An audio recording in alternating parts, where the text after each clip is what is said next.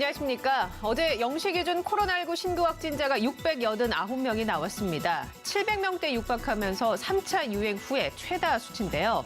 방역당국은 이번 3차 대유행이 앞선 두 번의 유행보다도 더 큰 규모로 장기화 국면에 들어섰다고 보고 있는 상황입니다. 특히 여전히 일상 속 집단 감염이 장소를 가리지 않고 일어난 점을 크게 우려하고 있는데요. 거리 두기와 마스크 착용 더욱더 힘쓰셔야겠습니다. 한편 어젯밤 11시를 기준으로 서울 지역에 초미세먼지 주의보가 발령이 됐습니다. 초미세먼지로 공기가 탁한 만큼 호흡기 관리에도 각별히 주의를 해주시기 바랍니다. TBS 특보 코로나19 오늘도 현재까지 들어온 속보 중심으로 살펴봅니다. 잠시 후 코로나 국내 감염 상황과 백신 이슈 전문가 두 분과 함께 자세하게 살펴보겠습니다. 먼저 서울시에 나가 있는 취재기자 연결해서 밤사이 확진자 집계 상황 그리고 주요 대응책들 살펴보죠. 유민호 기자. 네, 서울시 재난안전대책본부 상황실에 나와 있습니다. 네, 먼저 코로나19 상황 전국적인 확진자 집계부터 살펴보죠. 네, 약 1시간 전 방역당국의 공식 발표가 있었습니다. 중앙방역대책본부는 어제 하루 국내 코로나19 확진자가 모두 689명 늘었다고 밝혔는데요. 확진 수가 전날보다 늘면서 사흘 연속 600명대 후반을 기록했는데 역대 두 번째로 큰 규모입니다. 이 해외 유입을 뺀 국내 지역 발생 확진자 수는 모두 673명입니다. 이 가운데 서울에서 가장 많은 210명이 확진 판정을 받았고 경기 225명, 인천에서 37명이 확진됐습니다. 이 수도권을 빼면 울산 47명, 부산에서 26명이 확진됐고 충북에서도 20명이 양성 반응을 보였습니다. 경남에선 12명, 강원에선 11명이 확진됐습니다. 이 세종을 빼면 전국에서 확진자가 나오면서 전방위적인 확산세가 이어졌습니다. 네, 일상 곳곳에서 감염이 걷잡을 수 없이 번지는 3차 대유행이 길어지고 있습니다. 상황이 심각해지고 있는데 사망자 수를 비롯한 다른 지표들도 확인을 해보죠. 네, 어제 하루 사망자는 8명 늘어서 누적 572명으로 집계됐습니다. 현재까지 총 누적 확진자 수는 4만 700명을 넘어섰고 현재 9,000명이 격리돼서 치료를 받고 있습니다. 확진 판정을 받은 뒤 위중하거나 중증 상태에 빠진 환자는 169명으로 나타났습니다. 현재 학교, 직장, 소모임 등 다양한 일상 공간에서 확진자가 발생하고 있는데요. 기존 집단 감염에다 새로운 사례까지 계속 추가되면서 이번 3차 대유행이 쉽게 끝나진 않을 것으로 보입니다. 특히 방역당국은 60대 이상 고령층의 감염 예방을 거듭 당부했습니다. 관련 브리핑 내용 직접 들어보시죠.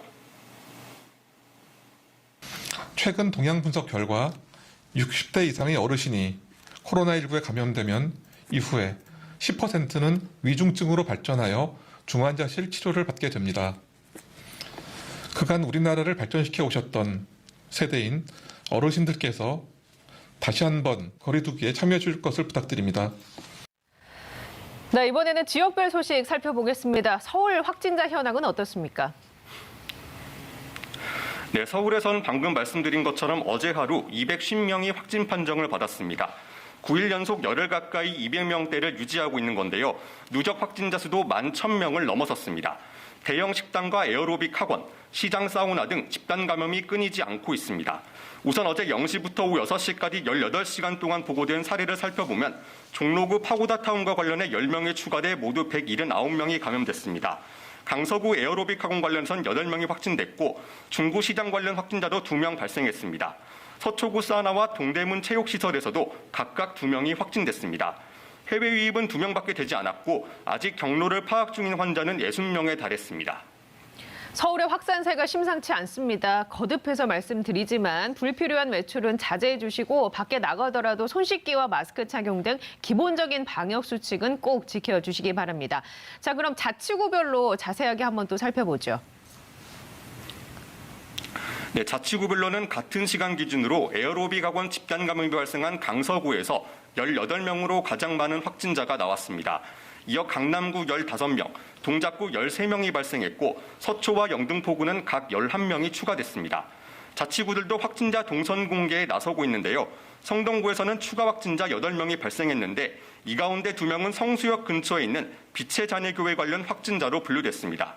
성동구청은 재난안전 문자를 통해서 2일부터 8일까지 교회 예배 및 방문자는 가까운 보건소에서 코로나19 검사를 받아야 한다고 공지했습니다.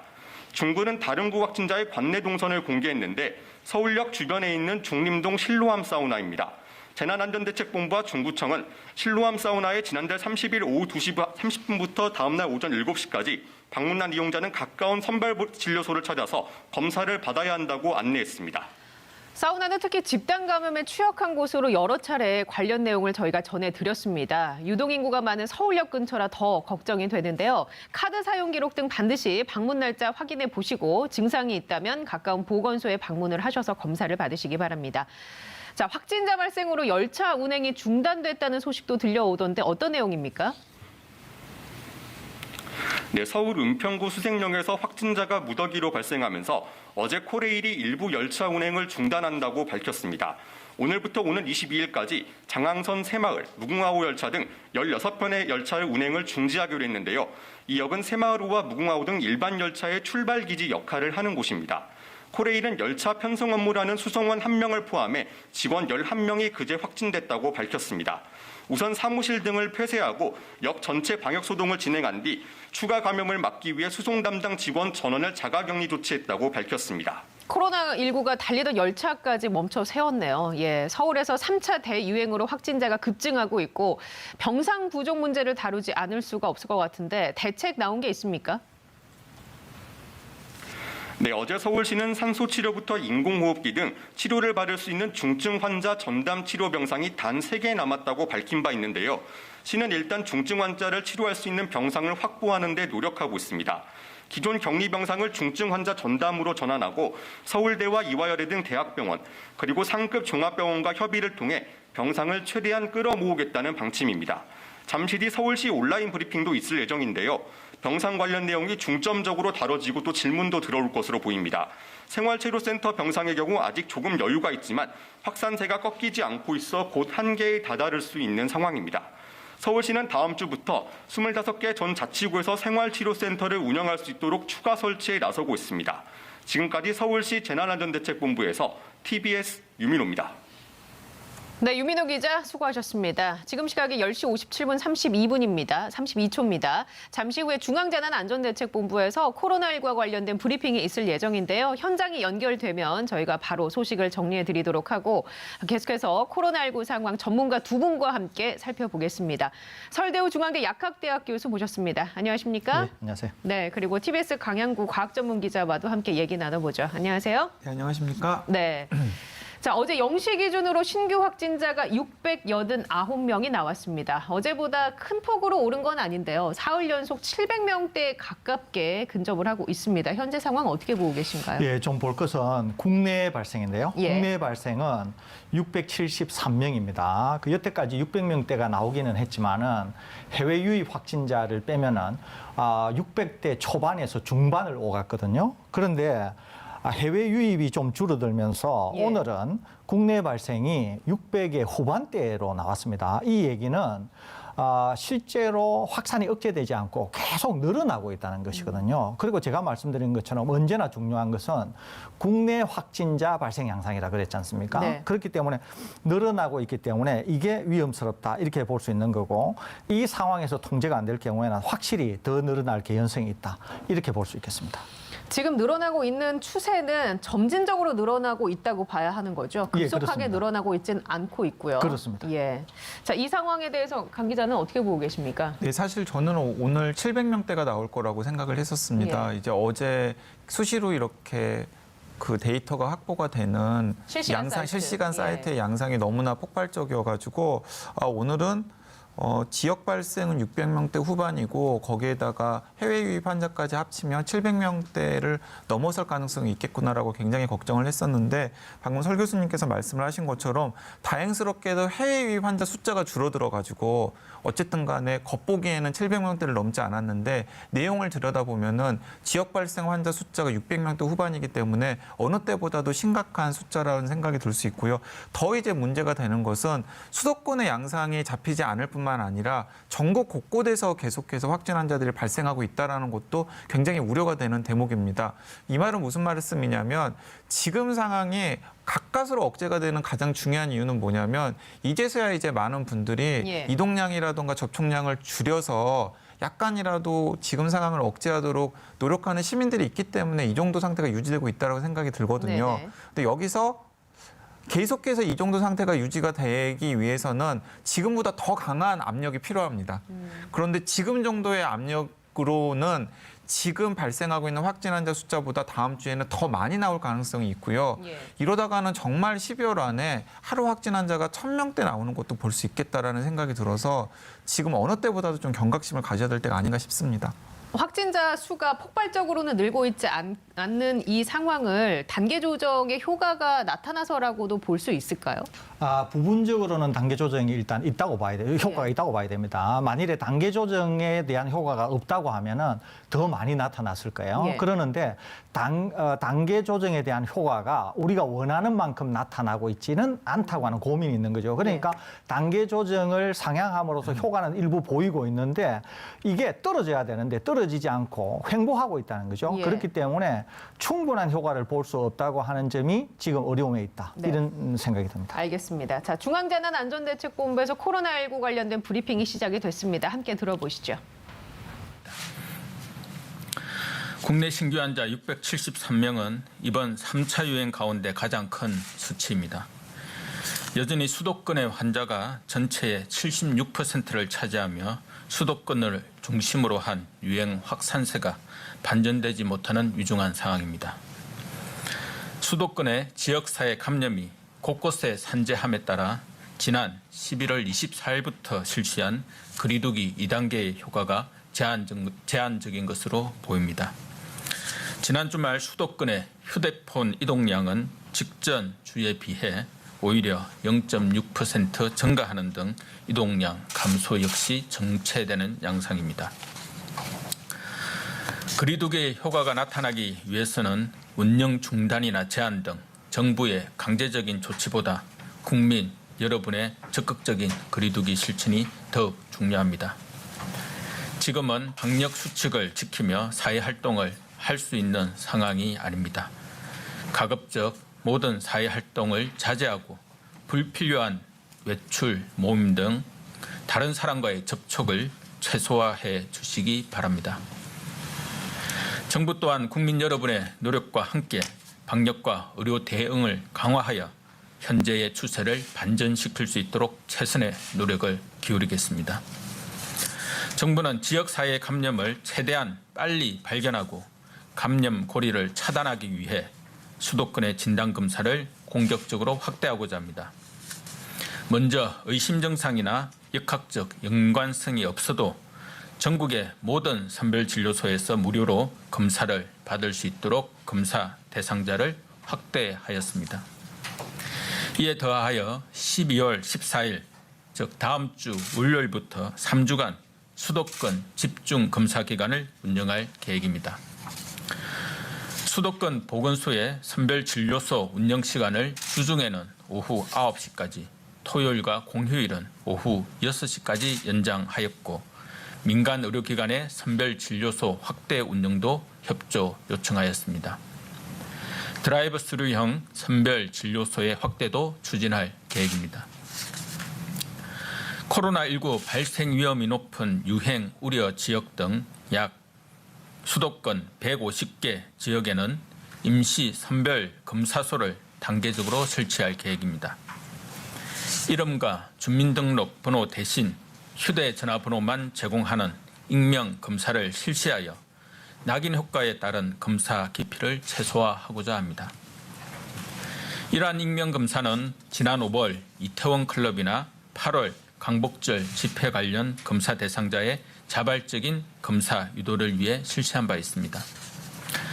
검사 방법은 기존의 비인두 도말 PCR뿐 아니라 검체 채취가 편리한 타액 검체 PCR, 신속하게 결과 확인이 가능한 신속 항원 검사도 포함하여 국민이 원하는 방법으로 실시할 것입니다. 개인정보의 노출이나 본인 부담 없이 검사를 받으실 수 있도록 수도권 주민들께서는 적극적으로 검사에 참여하여 주실 것을 부탁드립니다.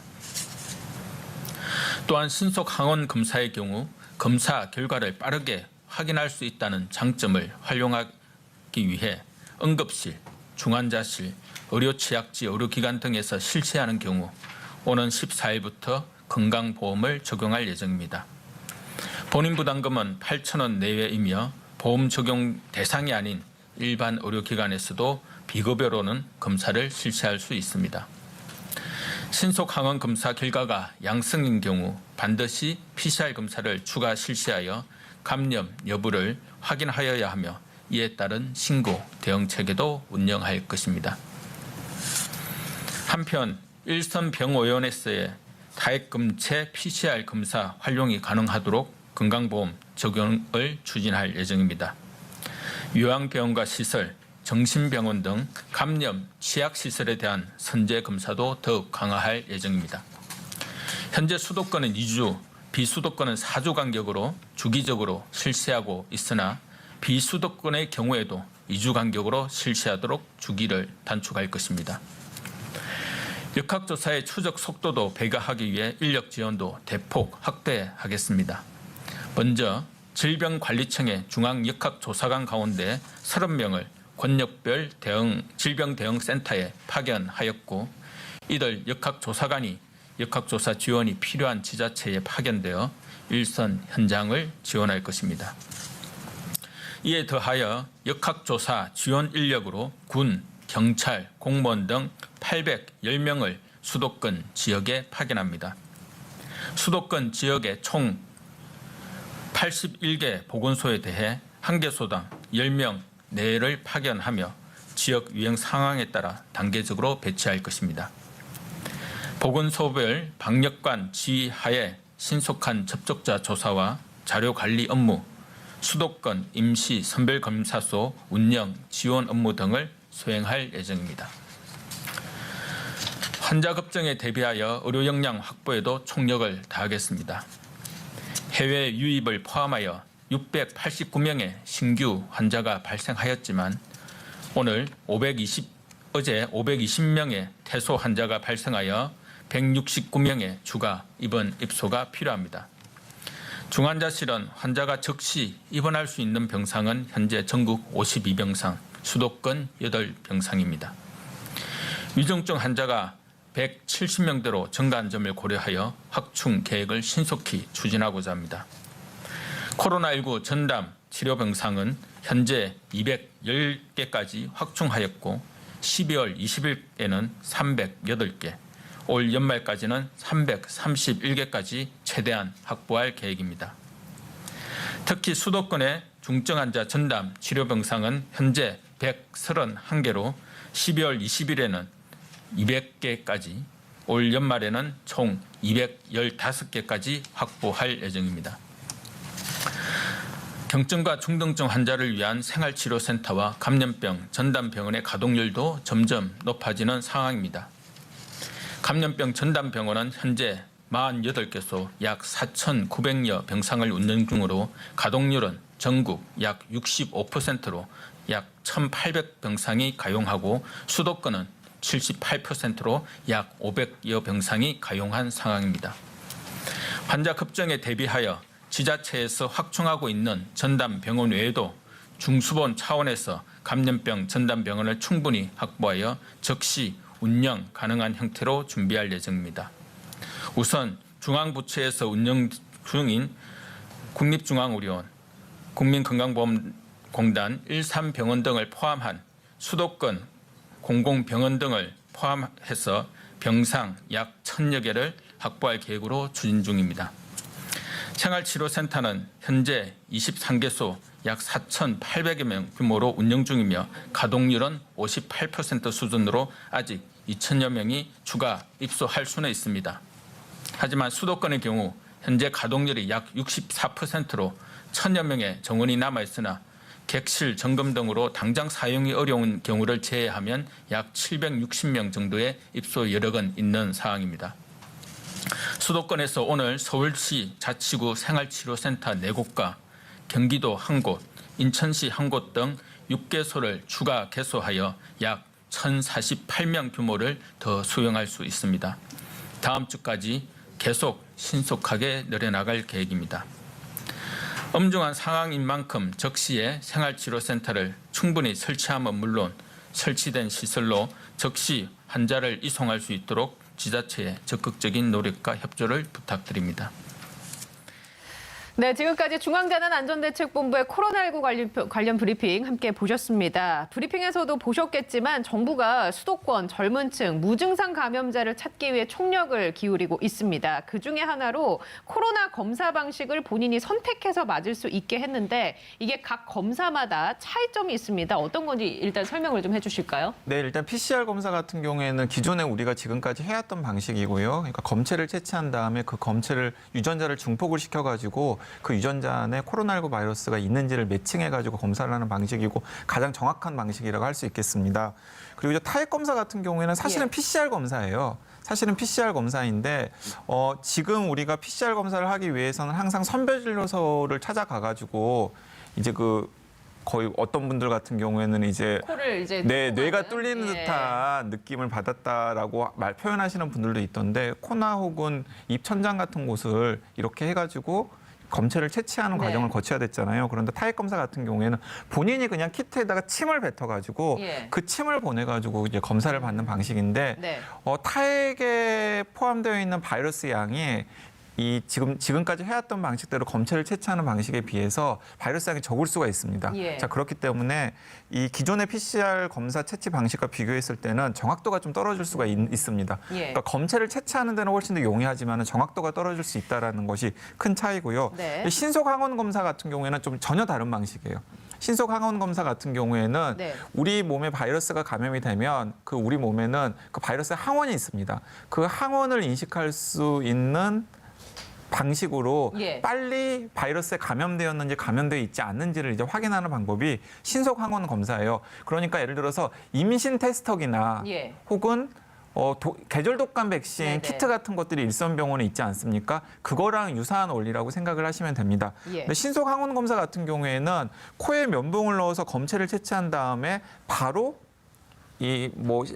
몇십 분 후 1시간 이내에 네네. 이게 감염 결과가, 유무를 확인할 예. 수는 있는데 문제는 무엇이냐면 정확도가 낮습니다.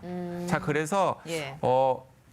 양성이 아닌데도 양성으로 나올 가능성도 한 10명 중에 1명 정도 있고요. 예. 그리고 경우에 따라서는 실제로 양성인데도 음성으로 나올 가능성도 10명 중에 많게는 4명 정도가 있을 수 있습니다. 그래요? 예. 네. 그러니까 이렇게 이 정확도에 문제가 있기 때문에 이제 전문가들 사이에서는 네네. 일선병원에서 신속 항원 검사를 하는 것은 조금 약간 무리지 않느냐라고 계속해서 예. 이견을 내셨던 분들도 현재까지는 있었습니다. 이게 신속항원 검사 면봉을 코에 넣어서 채취하는 거면 검체를 아프지는 않나요?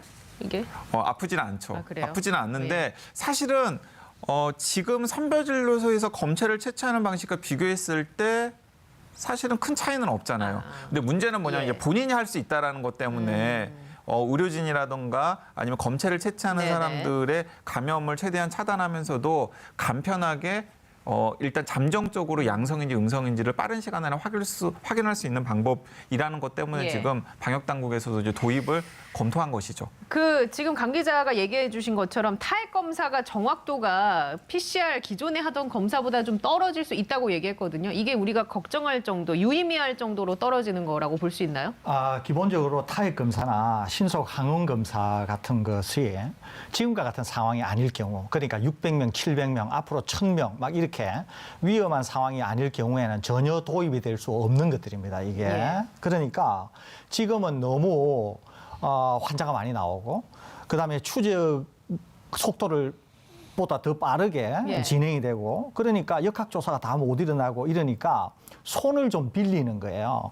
잠정적으로 환자가 될 가능성이 있는 분들이 자가 채취를 해서 검사를 할 수 있도록 하면서 실제로 검사 건수를 늘리면서 역량을 예. 좀 더 높이겠다고 하는 것이거든요. 근데 문제는 뭐냐면은 이렇게 환자가 많아질 때는 빨리 그래도 아는 것이 낫다. 그런 네. 것들 때문에 이런 걸 도입하려고 하는 거지만 여전히 문제는 정확성 측면이거든요. 네. 그러니까 내가 감염자인데 실제로 검사 결과는 음성이 나올 수 있다는 거거든요. 예.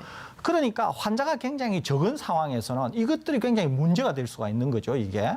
그런데 지금 환자가 워낙 많은 상황에서는 어차피 이래나 저래나 추적이 어려우니까 이런 식으로라도 검사를 하자는 것이거든요. 네네. 그렇기 때문에 지금의 상황이 반영이 된 것이지 실제로 그렇게 권고되는 방식은 아니다.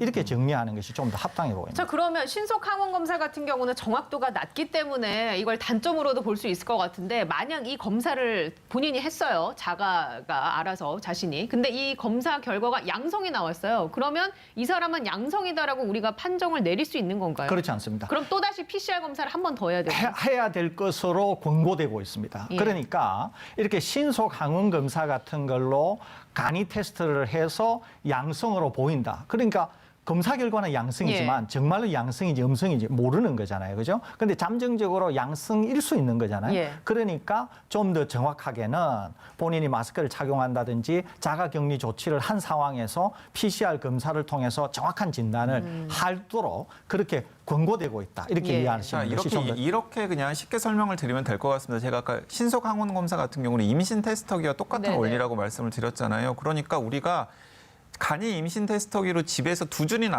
나온다 해도 항상 산부인과를 가보잖아요. 예. 산부인과에 가서 진짜 임신을 했는지 안 했는지를 확인하는 절차를 거치지 않습니까? 예, 마찬가지입니다. 신속 항원 검사를 통해서 양성 판정을 받았다고 하더라도 음성인데 양성 판정을 받았을 가능성이 있거든요. 그렇기 예. 때문에 반드시 PCR 검사를 하는 것이 권장되고 있는 것도 그것 때문이고요. 그러니까 더 큰 문제는 무엇이냐면 네. 음성인데 양성이 나오는 경우에는 사실은 뭐 그냥 조심하는 거잖아요. 예, 예. 그런데 문제는 실제로 양성인데 음성이 나올 가능성도 배제할 수가 없다라는 예. 겁니다. 그러니까 이제 이건 전문가들마다 의견이 좀 다른데요. 어떤 전문가들 같은 경우에는 그렇게 많지 않다라고 이야기를 하시는 분들도 있고 어떤 분들 같은 경우에는 어떤 상태에서 어떤 상태에서 그 면봉으로 검체를 채취했는지에 따라서 10명 중에 4명 정도는 실제로 양성인데도 음성 판정을 받을 가능성도 배제할 수 없다라고 좀 비관적으로 말씀하시는 전문가들도 있습니다. 근데 이제 이런 분들 같은 경우에도 문제가 되는 거예요. 본인이 실제로 몸에 바이러스가 있는데 음성이라는 간이 검사, 그러니까 이 신속 항원 검사 결과만 믿고서 막 그냥 그쵸. 일상생활을 하시다가 전파할 가능성이 네네. 있다라는 거죠. 근데 문제는 뭐냐면 지금 너무나 지역사회에 바이러스 밀도가 많기 때문에 예. 방금 설 교수님께서 말씀하신 것처럼 그런 상황이다라 차라리 네. 신속 항원 검사를 하면은 그래도 10명 중에 한 6명 정도는 네. 알 수 있을 테니까 안 하는 것보다는 낫지 않겠느냐라고 지금 이 검사를 도입을 한 것입니다. 그래서 저는 이 검사는 사실 왜 이 검사하시는 시민들의 선택에 맡긴다라는 그러게요. 이야기를 하는지를 모르겠는데 그 부분을 한번 짚어봐야 할것 의료진이 저는 같아요. 판단해야 될 것으로 보이거든요. 예. 예를 들어서 신속 항원 검사가 가장 효과적으로 사용될 수 있는 곳은 저는 병원 응급실 같아요. 예. 예를 들어서 응급실에서 급하게 외상 수술을 해야 되거나 네네. 혹은 급하게 맹장 수술 같은 걸 해야 되는데 예. 이분이 열이 좀 난단 말이에요. 네. 그래서 코로나19 감염자가 아닌지를 빨리 판별을 해야 되는 예. 상황에서는 신속 항원 검사를 했을 때 30분 안에 검사가 나오니까 이 사람이 일단 잠정적으로 네. 음성 판정이 나왔으면은 그냥 일반 환자들에 준해 가지고 수술을 할 수가 있는 거죠. 예. 그러니까 이제 이럴 때 저는 좀 네. 필요하지 않을까 싶습니다. 이 선택에 있어서요. 당사자의 선택에 맡겼다라는 것은 개인들은 이 장단점에 대해서 파악을 못하고 있을 수도 있잖아요. 이거 왜 이런 결정을 내렸을까요? 이게 이제 지금 워낙 상황이 엄중하다 보니까 아까 말씀드린 것처럼 전문 선별 진료소나 이런 데서 다 감당하기에는 어려움이 있다는 거죠. 그다음에 소위 말해서 할 수만 있으면은 검사 받는 사람들의 숫자를 늘리려고 하다 보니까 오히려 검사 대상자들의 손을 빌리는 게 좋겠다는 생각을 일단 하고 있는 것 같아요.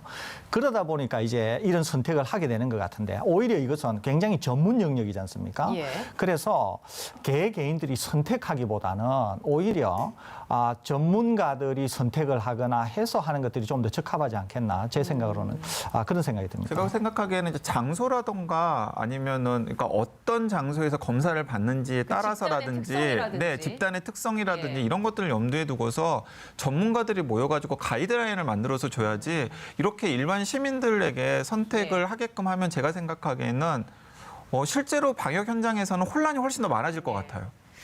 이런 가이드라인이 한 번쯤은 제시가 돼야 할 필요성이 있다라고 느껴지네요. 예를 들어서 뭐 응급실 같은 경우도 그렇고 좀 빠르게 단체적으로 검사를 해야 할 필요성이 네네. 있는 데는 이런 신속 항원 검사를 도입하고 뭐 여러 가지 이런 전문가들의 논의가 필요하지 않을까 싶고요. 자, 그렇다면 이 모든 조치들이 숨은 감염자를 빨리빨리 찾아내기 위한 조치라고 여겨지는데 두 분이 생각하시기에 숨은 감염자를 찾기 위해서 더 효율적인 대안이 있을까요? 저는 그보다는 그러니까 숨은 감염자를 찾는 것도 중요하지만 저는 약간 좀 다른 제안을 드리고 싶은데요. 그게 예. 뭐냐면 언제나 확진자 수가 너무 많아지게 될 경우에는 확진자 수가 적을 때를 우리가 소위 봉쇄 전략이라고 그럽니다. 그러니까 빨리 찾아서 빨리 치료하도록 하는 이런 봉쇄 전략을 택하게 되는데 환자가 이제 많아지잖아요. 그러면 역학조사가 못 따라가기 때문에 소위 말해서 봉쇄 전략, 모든 사람들을 찾는다고 하는 게 이게 쉽지가 않습니다. 그리고 불가능할 수도 있어요. 그러니까 대구에 하루에 909명이 예. 나왔을 때는 아예 역학조사를 거의 못하다시피 했어요. 예. 할 필요도 없었고. 그러니까 지금의 상황은 이렇게 모든 사람을 하는 것이 어떻게 보면 비효율적일 수도 있는 거예요. 한정된 재원과 인력 사이에서요. 그렇습니다. 그러니까 저는 오히려 어떤 생각이 드냐면 완화 전략. 즉, 지금 문제가 되는 것은 중증 병상이 없다는 것. 그다음에 고령, 고위험군에서 확진이 될 경우에는 사망자가 속출할 수 있다는 것. 더불어서 의료 체계에 상당한 부담을 줄 수 있다는 것. 이런 것들이 지금 복합적인 상황에 네. 와 있거든요. 그러니까 오히려 지금의 그런 역량을 전 국민들에게 누군가를 찾기 위해서 하기보다는 완화 전략, 소위 아까 말씀드린 것처럼 초고위험군에게 전파되는 것을 막기 위해서 사전적으로 검사를 하거나 하는 이런 역량으로 전환을 하는 것이 오히려 지금 상황에서는 더 적합하지 않는가 이런 생각이 들거든요. 그러니까 예를 들면 요양원이나 요양병원에 발생해서 쫓아가는 추적 방식을 쓰는 게 아니라 전국적으로 한날 한시에 뭐 이렇게 다 같이 검사를 선제적으로 PCR 검사를 해서 나타나면 이제 격리와 치료를 빠르게 그렇습니다. 스피디하게 그렇습니다. 하고 그렇게 하면은 예. 중증으로 빠지는 것도 막을 수 있고 또 이분들의 중증 환자가 많이 나오게 될 경우에는 지금 중증 병상이 없기 때문에 의료 체계가 상당히 부담을 받고 있잖아요. 예. 그다음에 또 지금 병원들이 중증 환자를 수용을 하게 될 경우에는 다른 환자를 받을 수가 없는 이런 상황이 있지 않습니까? 그렇기 때문에 저는 오히려 이렇게 전 국민에게 검사를 해서 찾아내기보다는 선제적으로 고위험군의 완화 전략으로 가는 것이 좀 더 적합하지 않는가 이런 생각을 갖고 여기에 있습니다. 네, 저도 전적으로 동감합니다. 왜냐하면은 지금 방역 당국에서도 계속해서 강조하고 있는 것이 60대 이상에게 바이러스가 전파되는 상황을 막아야 된다라고 계속해서 지금 강조를 하고 있지 않습니까? 그렇다면은 60대 이상들이 많이 찾는 곳들이 있잖아요. 뭐 예를 들어서 뭐 노인 요양보호시설이라든가 아니면 뭐 동네 뭐 양로원이라든가 이제 많은 곳들이 폐쇄가 되긴 했습니다만은 그리고 어쨌든 간에 60대 이상의 분들을 대상으로 해서 PCR 검사라든가 혹은 빨리 검사 결과를 확인해야 된다 그러면은 신속 항원 검사 같은 것들을 좀 병용해서 활용을 해가지고 그분들을 좀 선제적으로 검사를 해서 이 확진 환자들을 빨리 출연한 다음에 빨리빨리 검사를 하는 게 지금 상황에서는 오히려 더 자원을 훨씬 더 효율적으로 분배하는 전략이라는 생각이 들지 이렇게 길 가던 젊은 사람들을 잡아놓고서 PCR 검사를 권하거나 혹은 신속 항원 검사를 권하는 게 과연 큰 의미가 있을지는 좀 의문이에요. 그 부분과 관련해서는 저는 오히려 기업들과 협조를 하는 게 좋을 것 같습니다. 제가 전에 이야기를 했습니다마는 예를 들어서 큰 회사들 중에서 좀 여력이 있는 대기업들 있잖아요. 대기업들이나 혹은 대기업들의 하청 기업들 같은 경우에는 이런 선제 검사 같은 것들을 그 기업에서 일부 비용을 부담하게끔 해서 검사를 하게끔 하는 겁니다. 왜냐하면 이미 몇 차례 공장 라인이 선 적이 있잖아요. 그러니까 공장 라인이 서게 되면 기업 입장에서도 크게 비용적으로 손실을 보는 부분이거든요. 차라리 그런 것들에서 선제 검사를 하면은 저 청장년층 이 경제 생활을 하는 청장년층에게 어느 정도 바이러스가 확산되어 있는지를 미리 좀 추론할 수 있지 않을까라는 생각이 듭니다. 이런 식으로 좀 해보면 어떨까 싶어요. 그 정리해보자면 투트랙으로 가는 건 어떨까요? 민간 기업이나 대학교 이런 단체들에서는 이제 그 본인들 지역에 있는 그쪽에 거주를 하거나 일을 하고 있는 사람들을 대상으로 하고 정부는 고위험군이 될 수 있고 위험에 빨리 빠질 수 있는 지역에 선제적으로 PCR 검사를 실시한다. 저는 아주 좋은 생각이라고 좋은 생각입니다. 아주 좋은 생각이라고 봅니다. 자, 저희 TBS TV 유튜브로 실시간으로 보실 수가 있습니다. 어제 저희가 생방송 진행하면서 많은 분들이 댓글로 질문을 남겨주셨는데 그중에 몇 가지 추려서 좀 질문을 드려보겠습니다. 자, 첫 번째 질문은 저희 아빠가 확진자와 식사를 했는데 2주 자가격리에 들어가셔야 한다고 합니다. 그럼 나머지 가족들까지 다 같이 코로나 검사를 받고 자가격리를 해야 하나요? 라고 질문을 주셨거든요. 아마 역학조사관이 알려주셨기는 할 것 같아요. 그런데 제 생각으로는 예. 우선 아빠가 확진자와 명백히 식사를 하셨잖아요. 그리고 아빠가 집에 오셔가지고 가족을 접촉하셨을 거예요. 그러니까 나머지 가족들은 아빠와의 밀접 접촉 대상자라고 볼 수 있습니다. 예. 그러니까 아빠와 접촉한 시점으로부터 한 5일 정도 되었다고 할 경우에는 전 가족이 검사를 받기를 권해드립니다. 그리고 나머지 가족들도 일단 자가격리를 예. 하실 것을 권해드립니다. 검사 결과가 음성이라고 하면은 네. 나머지 가족들은 감염이 안 된 것으로 생각할 수 있습니다.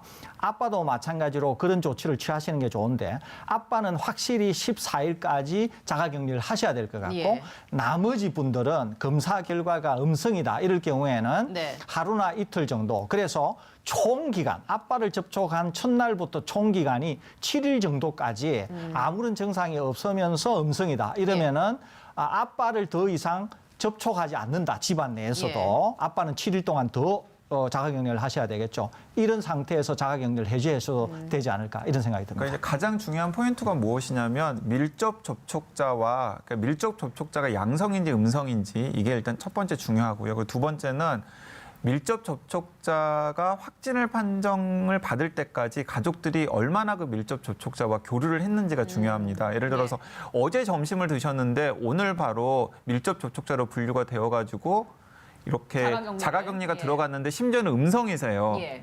처음에 자가격리 들어가기 전에 처음에 검사를 받는 음성이세요. 그러면은 다른 가족들은 좀 안심하셔도 되는 네, 거예요. 네, 네. 근데 예를 들어서 식사를 같이 하신 다음에 2, 3일 후에 예. 2, 3일 후에 이 자가격리 통보를 받아가 자가격리에 들어갔는데 일단은 음성이에요. 그런데 예. 그분은 그 이후 시점에서는 양성 판정을 받을 가능성도 배제할 수는 없는 상황이거든요.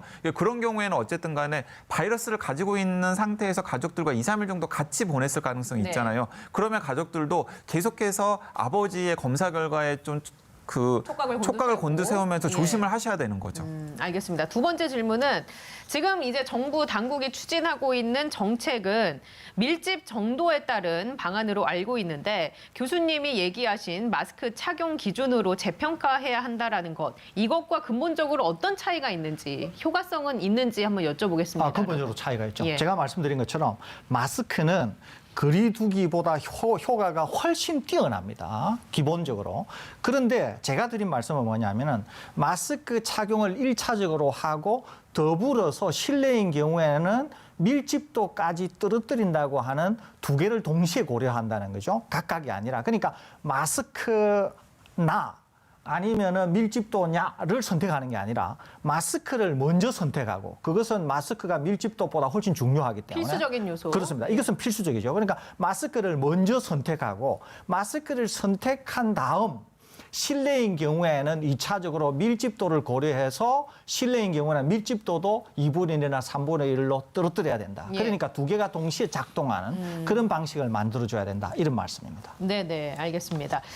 또 한 가지 여쭤볼 게 지금 시간이 많지 않아서 지금 병상이 없어서 집에서 대기하고 있는 확진자들도 늘고 있거든요. 네. 근데 뭐 별 증상이 없으면 다행인데 뭐 갑자기 안 좋아질 수도 있는 거고 이런 상황에 놓인다면 우리가 어떻게 해야 될까요? 참 이게 그게 큰일인 거죠. 예. 그게 가장 큰일입니다. 그러니까 경증 환자들 같은 경우에는 집에서 대기 중이라도 가족들과 접촉만 최대한 이제 막는다 그러면 제가 생각하기에는 큰 문제는 그다지 없습니다. 근데 문제는 뭐냐면 그런 분들 중에서 중증으로 이어지거나 아니면 애초에 상태가 처음부터 고열을 동반하는 등의 증상이 안 좋은 경우에는 이제 집에서 대기하고 있을 때 굉장히 문제가 되는 건데 사실은 답이 없어요. 그렇기 때문에 계속해서 병상을 확보하는 것이 필요하다라고 이야기를 했던 것이고 그래서 지금 각 지자체별로 컨테이너 병상을 만들려고 예. 하는 것도 바로 그런 수요를 어떻게든지 간에 임시로라도 네네. 좀 흡수를 해볼까 고민이 되기 때문에 컨테이너 명상 같은 걸 만들려고 하는 겁니다. 교수님은 이런 경우에 우리가 어떻게 대처를 해야 할까요? 확진 판정 받았는데 일단은 집에서 대기해라라는 연락을 받았을 때는 어떻게 해야 되는지 짧게 얘기해 예, 주실까요? 우선 고령자 여부, 그다음에 예. 기저질환이 있는 여부, 만일에 이렇게 초위험인 경우에는 당국에 적극적으로 우리 대상자가 굉장히 네. 위험해 보인다. 그래서 신속하게 어떻게든지 조치를 받을 수 있도록 해야 됩니다. 그러지 않고 50대 이하면서 좀 젊은 분들은 좀 여유가 있으니까 그렇게 이원화된 방식으로 생각하는 게 좋겠습니다. 예, 알겠습니다. 자, 지금까지 서울대 중앙대 약학대학 교수 강양구 TBS 과학전문기자와 함께 얘기 나눴습니다. 건강한 하루 되시길 바랍니다. 고맙습니다.